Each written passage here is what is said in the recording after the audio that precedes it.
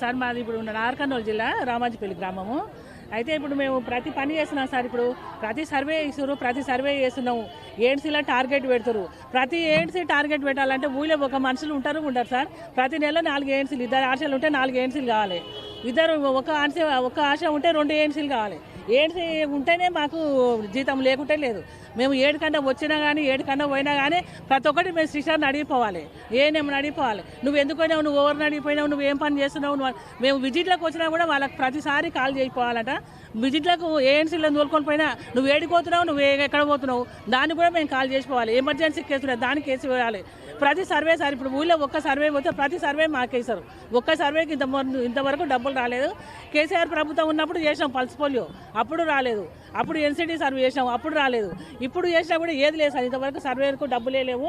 మా కేసీఆర్ సార్ ఉన్నప్పుడు pulse polio డబ్బులు వేసినాం, అప్పుడు వేసినాం అన్నారు. మాది డిఎంహెచ్ఓలకు వేసినాం అని చెప్పారు. ఏ డిఎంహెచ్ఓ తిన్నాడో ఎక్కడ పోయినా ఆ పైసలు ఇంతవరకు మాకు రానేలేదు సార్. కిట్స్ లేవేం లేదు సార్. ఎక్కడ సార్ మా కిట్స్ లేవేం లేవు. ఏంటి కిట్స్ ఇట్లా ఏంటి వేయరు మాకు. డెలివరీకి పోతాము వస్తాము అంతే. ఇప్పుడు జజీర్ఖానాకి రామంటే జజీర్ఖానా కోసం కోటికోమంటే కోటికి పోతాము. ఎక్కడ వెళ్ళామంటే అక్కడ వెళ్తున్నాం మేము కేసులకు. మన జజీర్ఖానాకి అంటే 4 రోజులు వంటి కేసు తీసుకొని పోయినా ₹1 వాళ్ళు ఛాయ్ ఆపలేదు, భోజనం పెట్టలేదు.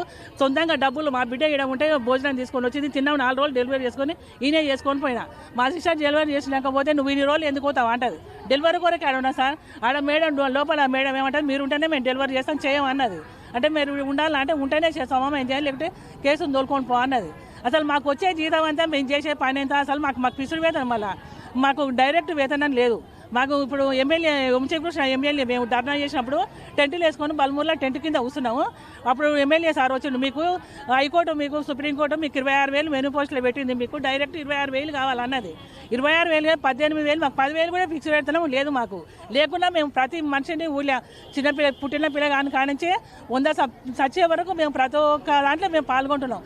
కరోనా టైంలో ఎవరు ముందరికి రాలేదు. మా ఊళ్ళో 2 కేసులు వస్తే ఇల్లు చుట్టూ మేమే తిరిగి టాబ్లెట్ ఇచ్చినాం. అప్పుడు ఒక్క ఊళ్ళో సర్పంచ్ కానీ పెద్ద మనుషులు కానీ నువ్వు రాకు మా ఇంటికి, నా ముట్టుకోకు నువ్వు ఇంటికి మా ఇంటికి వస్తే మాకు మా పిల్లలకు తెలుసు, మాకు తెలుసు, నువ్వు దూరంగా ఉండి అన్నారు సార్. ఇప్పుడు మరి వాళ్ళందరూ బతికి మంచిగా మరి మాకు జీతం ఉండాలి కదా సార్. మాకు దానికి జీతం వేయాలి. మాకు ప్రతి దానికి పైసా లేదు.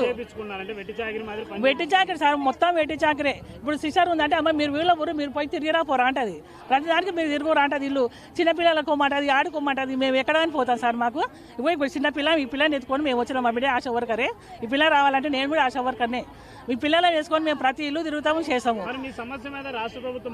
రాష్ట్ర ప్రభుత్వం రేవంత్ రెడ్డి సార్ ఇంతవరకు మా మాట ఊసు కూడా లేదు. ఆయన అందులో కూర్చుంటుండో మరి ఏం మాట్లాడుతుండో, ఆశలు ఎందుకు పని లేక తిరుగుతున్నా అనుకుంటుండో, ఏం తిరుగుతున్నట్టు మాకైతే తప్పకుండా మా కష్టం చూడాలి సార్. ఇప్పుడు ఊళ్ళో 1000 మంది వచ్చిన వీడికి తిండి లేదు, తిప్పలేదు. అందరూ ఓటర్ల పంట ఎవరు తిప్పాలి వాళ్ళు పోతురు.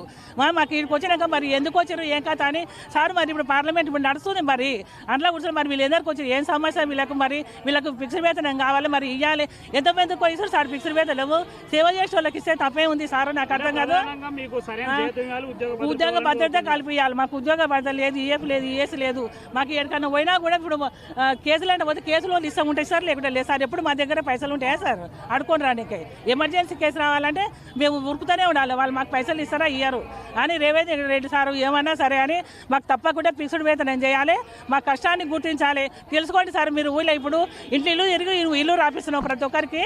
మరి ఆశలు కూడా ఏం పని చేస్తారని అడిగి అట్లే తెలుసుకో సార్. మీరు తెలుసుకోండి రేవంత్ రెడ్డి సార్, మీరు ఏం పని చేస్తున్నారు, వీళ్ళు ఎంత చేస్తున్నారు, మరి ఊళ్ళో పుట్టినోళ్ళు సచ్చినోళ్ళు ఎంతమంది, వీళ్ళు భద్రత ఏం కల్పిస్తున్నారని ఒకసారి తెలుసుకొని ఆశలకు తప్పకుండా 26,000 ఇవ్వాలి, ఫిక్స్డ్ వేతనం ఇవ్వాలి.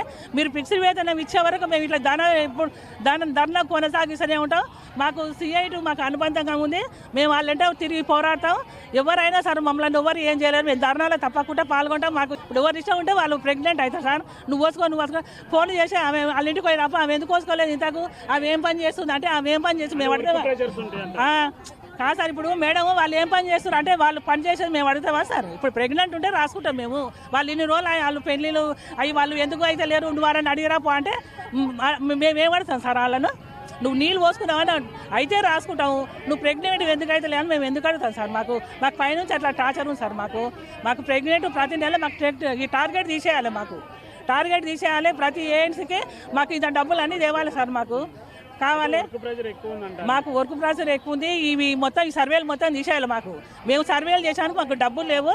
సర్వే ఎందుకు ఇస్తారు మాకు? అసలు మేమైనా ఇంట్లో పెద్ద పెద్ద చదువుకునే వాళ్ళం మేము లేవు. మాకు ఫస్ట్లో ఇట్లా చేసే సాలని తీసుకురు. ఇప్పుడు మొత్తం మాకే పెట్టారు, ఆన్లైన్ మాకే పెట్టారు. ఎన్సీడీ మేమే చేయాలంటే అసలు అందులో చదువుకునే వాళ్ళం చాలా మంది ఉన్నాము. అప్పుడు ప్రెగ్నెంట్ దొరకపోయి ఇట్లా కాన్ఫీ చేపించుకొని సాలని తీసుకురు. మరి బస్ జాత తర్వాత కార్యాచరణ ఎలా ఉండవచ్చు? ప్రభుత్వం మీ ఆలోచన మీద ముందుకు వెళ్ళకపోతే మన ప్రభుత్వం తప్పకుండా మాకు పిస్తులు వేతనం చేసే వరకు మేము ఈ ధర్మం ఇట్లనే కొనసాగిస్తూనే ఉంటాము. మేమైతే ఊరుకునే ప్రసక్తే లేదు. మాకు తప్పకుండా 26,000 అయినా 18,000 ఫిక్స్డ్ వేతనం చేయాలి. మాకైతే ఈ ఫిక్స్డ్ వేతనం చేయాలా ఎన్ని రోజులు అయినా సరే మేము ధర్నాలు చేస్తూనే ఉంటాము. మేము పని చేస్తూనే ఉంటాం, ధర్నా మాత్రం చేస్తూనే ఉంటాం, కొనసాగిస్తూనే ఉంటాం. ధర్నా మాత్రం ఊరుకునే పరిస్థితే లేదు సార్. మాకైతే ఫిక్స్డ్ వేతనం చేయాలని మేము రేవంత్ రెడ్డి సార్ను కోరుకుంటున్నాం సార్. అంతే.